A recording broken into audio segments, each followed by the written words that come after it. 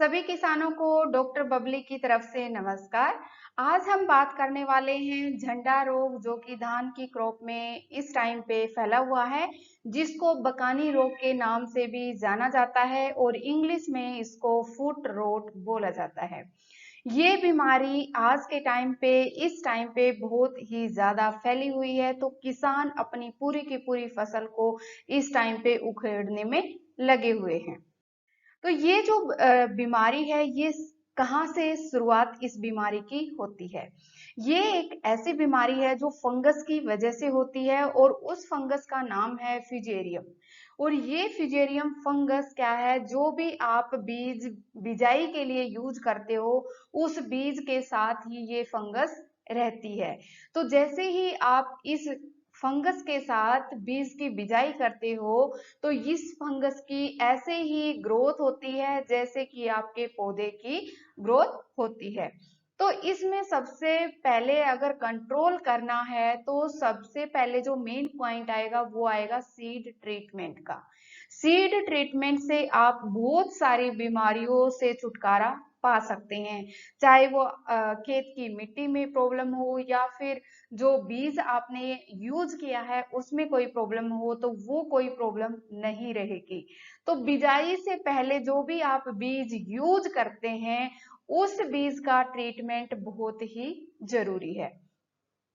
तो सबसे पहले आप फंजीसाइड का ट्रीटमेंट करना चाहिए। उसके बाद अगर इंसेक्ट का अटैक आ सकता है, तो इंसेक्टिसाइड का आपको ट्रीटमेंट करना चाहिए। उसके बाद आप बायो फर्टिलाइजर का उपयोग कर सकते हैं।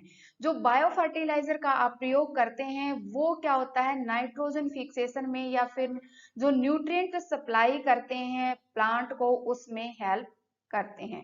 तो ये एक ऐसा तरीका है जिससे फार्मर्स बहुत सारी बीमारियों से और जो कीट हैं उनसे छुटकारा पा सकते हैं।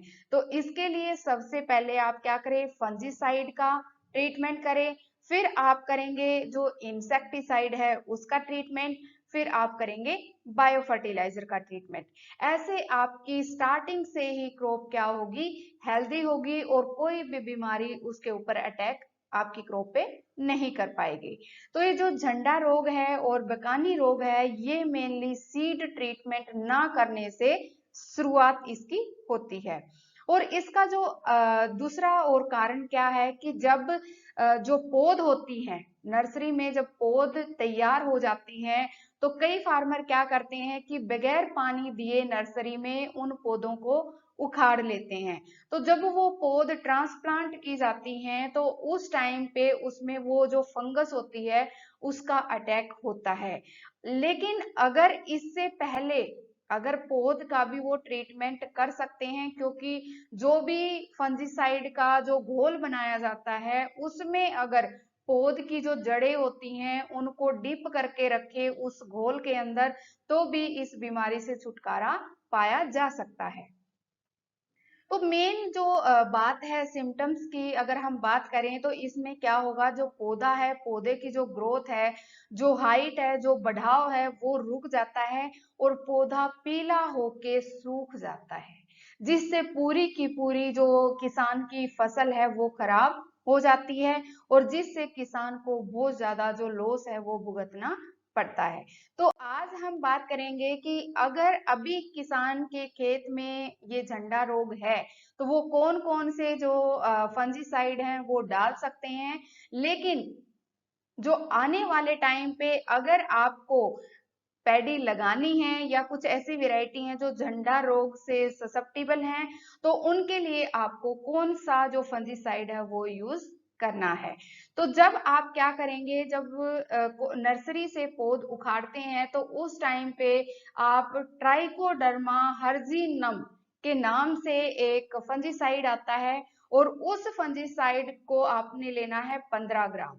15 ग्राम का 1 लीटर आप घोल बना के पानी के साथ, और 1 किलो जो बीज है उसको आप ट्रीट करेंगे, उसको आप उपचारित करेंगे। ऐसे आप जितना भी बीज यूज करेंगे उसके लिए आप ट्राइकोडर्मा का ट्रीटमेंट कर सकते हैं। या फिर आप ऐसे करेंगे कि जो जड़ें होती हैं, जड़ों का भी आप ट्रीटमेंट कर सकते हैं। जब आप पौध उखाड़ेंगे तो उन पौधों को, जो जो पौध हैं उनकी जो जड़ें होती हैं, उन जड़ों में ये फंगस लगी होती है। तो उस रूट को आप, जो घोल बनाया है हमने 15 ग्राम जो ट्राइकोडर्मा मिला के 1 लीटर का जो घोल बनाया है, उसमें आप इनको डुबो के रखेंगे 6 घंटे के लिए। ऐसे करके आप झंडा रोग या बकानी रोग से छुटकारा पा सकते हैं। लेकिन अगर इस टाइम पे अगर किसी फार्मर के खेत में ये झंडा रोग है तो उसके लिए भी समाधान है। आप उन फंजीसाइड का जो हम बताएंगे उनसे उसका स्प्रे कर सकते हैं। ये मार्केट के अंदर अलग अलग नाम से भी फंजीसाइड मिलते हैं। जैसे एक फंजीसाइड है जिसको हम टिल्ट और सिंजेंटा के नाम से भी बोलते हैं, मार्केट के अंदर ये आपको इस नाम से मिल जाएंगे। आपको 200 ml 1 एकड़ मतलब 1 किले के लिए यूज करना है और फिर इसका खेत के अंदर स्प्रे करना है। ऐसे करके आप जो झंडा रोग है उसको कंट्रोल कर सकते हैं और जितनी भी इन्फेक्टेड, जितने भी इस बीमारी से ग्रसित जो भी पौधा है उसको खेत से भी उखाड़ सकते हैं। और जो दूसरी फंजीसाइड है वो आप ले सकते हो मैनकोजेब 50% लोगे और कार्बेंडाजिम आप 25% लोगे। और इन दोनों को एक अलग नाम से भी जाना जाता है, स्प्रिंट और इंडोफिल के नाम से, जो आपको मार्केट में इस नाम से मिल सकती है। तो इनको मिक्स करके आप 40 ग्राम इनमें से दोनों में से लोगे और 40 ग्राम फंजीसाइड को किसके साथ मिक्स करोगे? 20 ग्राम यूरिया के साथ। जब आप 20 ग्राम यूरिया के साथ इसको मिक्स करोगे, अच्छे से मिक्स करके फिर इसको आप ब्रॉडकास्ट कर सकते हो। ब्रॉडकास्ट करने के बाद जितनी भी ये झंडा रोग या बकानी बीमारी है आप उससे छुटकारा पा सकते हैं।